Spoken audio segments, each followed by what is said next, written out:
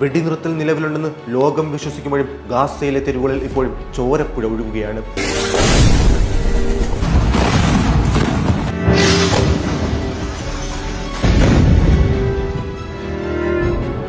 Israel ഇന്നലെ നടത്തിയ ആക്രമണത്തിൽ 2 കുട്ടികളും 3 മാധ്യമപ്രവർത്തകരും ഉൾപ്പെടെ 11 പേരാണ് കൊല്ലപ്പെട്ടത്. ഈജിപ്ഷ്യൻ റിലീഫ് കമ്മിറ്റിയുടെ പ്രവർത്തനങ്ങൾ പകർത്തുന്നതിനിടെ നെറ്റിസറീം കോറിഡോറിന് സമീപം ഇവർ സഞ്ചരിച്ച വാഹനത്തിന് നേരെ മാരകമായ സ്ഫോടനം ഉണ്ടാവുകയായിരുന്നു.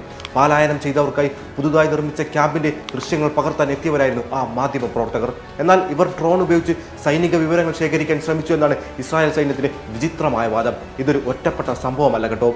ഒക്ടോബർ 10 പ്രാബല്യത്തിൽ വന്ന ഗാസ വെടിനിർത്തൽ കരാർ 100 ദിനങ്ങൾ പിന്നിട്ട് കഴിഞ്ഞിട്ടും ഗാസയ്ക്ക് മേലുള്ള ഇസ്രായേലിന്റെ ആക്രമണം അവസാനിക്കുന്നതേയില്ല. കഴിഞ്ഞ 100 ദിവസത്തിനിടെ 169 കുട്ടികളും 64 സ്ത്രീകളും ഉൾപ്പെടെ 483 പലസ്തീനുകളാണ് കൊല്ലപ്പെട്ടത്. പ്രതിദിനം ശരാശരി 13 പേർ കൊല്ലപ്പെടുകയോ പരിക്കേൽക്കുകയോ ചെയ്യുന്നതായാണ് ഹമാസ് പറയുന്നത്. ഇവിടെയും തീരുന്നില്ല ഈ കുരുതി. ദിവസേന ശരാശരി 1298 അതിക്രമങ്ങളാണ് ഇസ്രായേൽ സൈന്യം ഗാസയ്ക്ക് മേൽ നടത്തുന്നത്. ഇതിൽ 428 നേരിട്ടുള്ള വെടിവെപ്പുകളും 600-ലധികം വ്യോമ പീരങ്കി ആക്രമണങ്ങളും ഉൾപ്പെടുന്നു. വെടിനിർത്തൽ എന്നാൽ ഇസ്രായേലിന് ആക്രമണം തുടരാനുള്ള അനുവാദമാണോ എന്ന ചോദ്യം ഹമാസ് ഇതിനിടയിൽ ഉയർത്തുന്നുമുണ്ട്. യുദ്ധം തകർത്ത ഗാസയ്ക്ക് ജീവശ്വാസം നൽകേണ്ട സഹായ ട്രക്കുകളുടെ അവസ്ഥയും പരിതാപകരമാണ്. കരാർ പ്രകാരം 60,000 ട്രക്കുകൾ എത്തേണ്ട സ്ഥാനത്ത് ഇതുവരെയും എത്തിയത് 26,111 ട്രക്കുകൾ മാത്രമാണ്. അതായത് വാഗ്ദാനം ചെയ്യപ്പെട്ടതിന്റെ 43% മാത്രം. ആശുപത്രികളിലേക്കുള്ള മരുന്നുകൾ, ആംബുലൻസുകൾക്കുള്ള ഇന്ധനം, താൽക്കാലിക ഷെൽട്ടറുകൾ എന്നിവയെല്ലാം അതിർത്തിയിൽ തടയപ്പെട്ടിരിക്കുന്നു. റാഫ അതിർത്തി ഇപ്പോഴും ഭാഗികമായി അടഞ്ഞുകിടക്കുകയാണ്.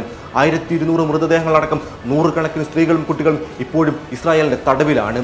അമേരിക്കൻ നേതൃത്വത്തിൽ തയ്യാറാക്കിയ സമാധാന കരാറിന് ഇസ്രായേൽ പുല്ലുവിലയാണ് നൽകുന്നതെന്നാണ് ഈ വസ്തുതകൾ തെളിയിക്കുന്നത്.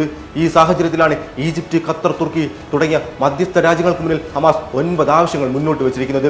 ഇസ്രായേലിന്റെ എല്ലാ ലംഘനങ്ങളും ഉടൻ അവസാനിപ്പിക്കുക, ഗാസയിൽ നിന്നുള്ള സൈനിക പിൻവാങ്ങലിന്റെ 2ാം ഘട്ടം ഉടൻ ആരംഭിക്കുക, നിരീക്ഷണത്തിനായി ഒരു സ്വതന്ത്ര അന്താരാഷ്ട്ര സംവിധാനം ഏർപ്പെടുത്തുക, പ്രതിദിനം 60,000 സഹായ ട്രക്കുകളെ ഗാസയിലേക്ക് പ്രവേശിപ്പിക്കുക, UN ഏജൻസികളെ സ്വതന്ത്രമായി പ്രവർത്തിക്കാൻ അനുവദിക്കുക, റാഫ അതിർത്തി പൂർണ്ണമായും തുറക്കുക, തടവിലാക്കപ്പെട്ട സ്ത്രീകളെയും കുട്ടികളെയും വിട്ടയക്കുക തുടങ്ങിയവ ഇതിൽ പെടുന്നുണ്ട്. തങ്ങൾ സമാധാനത്തിനായി നിൽക്കുമ്പോഴും ഇസ്രായേൽ കരാറിനെ കാറ്റിൽ പറത്തി സിവിലിയന്മാരെ വേട്ടയാടുകയാണെന്നാണ് ഹമാസ് പറയുന്നത്.